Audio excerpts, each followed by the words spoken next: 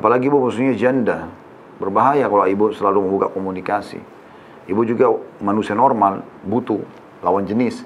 Dan tidak bisa luput dari syaitan di sini. Awalnya sopan, lama-lama nanti akan mengarah kepada hal-hal maksiat. Selalu begitu. Syaitan itu tidak akan pernah kalau mau menyuruh kita berzina, berzinalah, nggak ada. La ilaha illallah Muhammadun Rasulullah. Dari seorang akhwat Eri, 33 tahun, Jakarta, tenaga honorer. Assalamualaikum warahmatullahi wabarakatuh. Saya seorang janda didekati oleh ikhwan yang sudah memiliki istri. Sebenarnya dia teman lama saya, dia niat menikahi saya namun masih ada halangannya. Bagaimana adab saya berbalas pesan dengan dia? Apakah berdosa bila saya membalas pesan dia? Walaupun dengan nada sopan, saya takut berdosa, Ustaz. Bagaimana saya harus bersikap agar tidak menjadi dosa? Jazakallah khair. Sudah to the point, ke pernikahan aja, Bu. Ya. Apalagi ibu posisinya janda. Berbahaya kalau ibu selalu membuka komunikasi. Ibu juga manusia normal, butuh lawan jenis. Dan tidak bisa luput dari syaitan di sini. Awalnya sopan, lama-lama nanti akan mengarah kepada hal-hal maksiat. Selalu begitu. Syaitan itu tidak akan pernah kalau mau menyuruh kita berzina, berzinalah, nggak ada. Awalnya dibiarkan dulu kita biasa melihat saja, gitu kan. Kemudian nanti ngobrol, nanti begini, nanti begitu. Ada dinukil sebuah kisah begini. Tapi saya pun belum tahu sumbernya ya. Cuman ini kisah saya sering dengar dulu waktu kami masih mahasiswa. Dan ini dinukil insya Allah diantara teman-teman penuntut ilmu ya. Kalau ada seseorang dulu diamanahkan istri orang. Jadi kebetulan dia imam masjid di satu daerah, di satu wilayah di muka bumi ini. Kemudian ada seorang mujahid, dia pergi jihad, istrinya dititipkan sama imam masjid ini. Tapi tinggal di rumah dia, tinggal di rumah si mujahid ini. Imam ini sangat soleh, luar biasa. Dan zaman dulu orang kalau pergi jihad, nggak ada alat komunikasi kita sekarang, nggak. Dia ada orang putus hubungan. Nanti kalau dia kembali ya sudah dia kembali, kalau enggak ya enggak gitu loh. Tidak berarti dianggap mati, seperti itulah. Yang jelas dia titip istrinya di rumahnya gitu kan. Lalu imam ini karena merasa dirinya sangat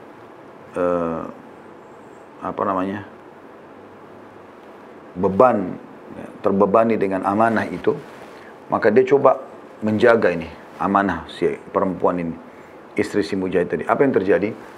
Dia selalu bilang sama istrinya, siapkan makanan, saya akan bawakan ke istrinya si fulan itu. Lalu dia taruh di depan pagar dan dia ambil batu dilempar pintunya sebagai isyarat kalau makanan sudah ada. Lalu orang ini pergi. Setelah orang itu pergi, si istri mujahid tadi keluar ambil makanan tersebut. Jadi nggak pernah ketemu ini, nggak pernah interaksi. Awalnya begitu tahapannya. Lama-lama setelah berjalan waktu sudah terbiasa ngantar makanan depan pagar, syaitan bisikin si imam ini, kalau kamu taruh makanan di depan pintu, kemungkinan besar perempuan itu masih keluar dari depan pintunya ke pagarnya. Maka bisa saja nanti akan dia dilihat oleh penjahat. Dan penjahat lihat juga kamu dari jauh, kamu ini bukan siapa-siapa karena buktinya kamu hanya taruh depan pintu, depan pagar saja. Maka alangkah baiknya kalau makanan itu kamu antar sampai ke depan pintu, jangan masuk, jangan apa-apa. Ketuk lalu pergi, jangan ngomong juga. Baik nggak? Baik. Dibawalah makanan tersebut sampai ke depan pintu, ketuk lalu pergi, nggak ngomong apa-apa. Istri mujahid itu sudah faham, buka pintu, oh ternyata ada makanan dari si imam diambil. Berjalan waktu, sudah terbiasa dia melakukan itu, syaitan membiarkan dia, lama-lama syaitan lagi membisikkan dia. Kalau kau taruh makanan di depan pintu, maka dia perempuan itu masih nongok keluar, masih kelihatan. Dan orang tahu, walaupun ada penjahat lihat, oh ternyata orang ini cuma sekedar antarin makan. Kamu nggak ditahu sebagai seorang penjaga. Maka alangkah baiknya kalau kamu suruh dia masuk ke dalam kamarnya, kamu antarin makanan ke ruang tamunya. Jangan ngomong apa-apa, cuman bawa makanan, taruh di atas meja di ruang tamu, keluar. Bagus gak? Bagus. Melangkahlah dia melakukan itu. Ketuk, masuk ke dalam kamarmu, hai muslimah, masuk. Saya akan taruh makanan di ruang tamu, taruh. Dibiarin sama syaitan berjalan waktu. Setelah dia terbiasa melihat, sudah mengenal, tidak asing lagi masuk ke ruang tamunya si perempuan ini, syaitan akan bisikin selanjutnya. Ini perempuan dititipin sama kamu, bergerak dalam jiwanya nih. ini perempuan dititipin sama kamu oleh suaminya. Dia merasa asing, nggak ada kerabatnya, nggak ada yang ngajak ngomong, karena kebetulan perempuan itu tidak punya anak gitu. Maka kenapa kau nggak tanya dia dari belakang hijab? Tanya saja kabarnya, apa kebutuhannya. Kalau kau hanya sekedar taruh makanan, nggak nanya, mungkin dia bukan butuh makanan, mungkin dia lagi sakit, butuh obat, butuh tabib dan seterusnya. Bagus nggak? Bagus. Jadi dia ada di perempuan itu dalam kamar, dia taruh makan, lalu dia tanya, bagaimana kabarmu? Tanya gitu saja. Ada keperluan? Tidak ada, pergi. Terus dia terbiasa. Sekarang bayangkan dari depan pagar, udah masuk depan pintu, udah masuk ruang tamu, tadinya nggak ngomong, sekarang sudah tegur sapa walaupun tidak ketemu. Tahap selanjutnya apa? Syaitan lalu bilang, kamu kan sudah berumur. Kan dia sudah terbiasa dengar suaranya, udah asing dengan lingkungannya gitu kan. Kenapa nggak suruh perempuan itu berhijab?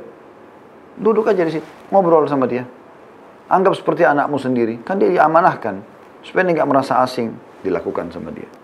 Akhirnya terbiasa interaksi sampai akhirnya dibuka cadarnya, mulai akhirnya dekat, mulailah tersentuh, namanya perempuan jauh dari suaminya, ada waswas syaitan, tergoda, terjadi perzinahan.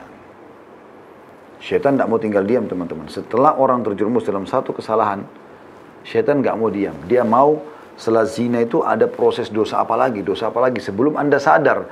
Karena kalau Anda langsung sadar, maka gagal proyek dia. Gitu. Syaitan mau menyesatkan. Maka setelah dia berzina, orang ini menyesal luar biasa, si imam ini pulang, kemudian dia berkecamuk dalam keadaan takut. Syaitan membisikkan dia, ini kalau suaminya perempuan itu pulang, pasti kau akan dibunuh sama dia. Perempuannya akan cerita dan seterusnya. Dia bergerak, jadi gimana caranya? Solusi terdekat, syaitan bisikin, bunuh saja perempuan itu. Supaya dia nggak cerita apa-apa.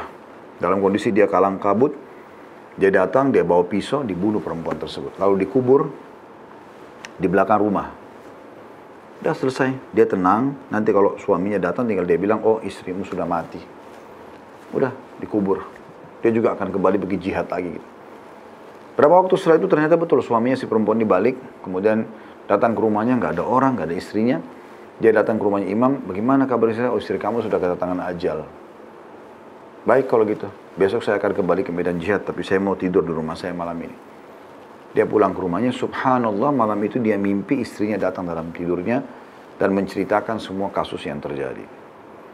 Maka besok pagi dia datang menenteng pedang, lalu kemudian dia mengatakan kepada imam ini, saya mau tahu yang sebenarnya sedang terjadi pada istri saya apa. Sambil dia nenteng pedang gitu. Nah, pada saat itu dia jadi ketakutan.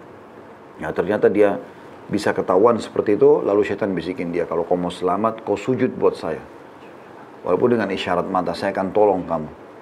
Maka dia pun memberikan isyarat matanya sujud kepada syaitan, kena lama nunggu berita, nggak ada, dibunuh oleh si laki-laki tadi, suaminya si perempuan itu. Maka akhirnya si imam tadi ini yang saleh, berhasil dibuat berzina, dosa besar. Membunuh, dosa besar. Terakhir sujud kepada selain Allah, kufur kepada Allah SWT. Jadi luar biasa syaitan itu mengganggu atau menggoda. Makanya kita harus, Allah mengatakan wala taqrabuz zina, jangan dekati zina, maksudnya jangan sentuh tahapan-tahapannya. Semoga Allah jaga kita. Kita, ibu ini kan belum terjadi, tapi kita memberikan solusi supaya jangan terjadi. Seperti itulah, ya.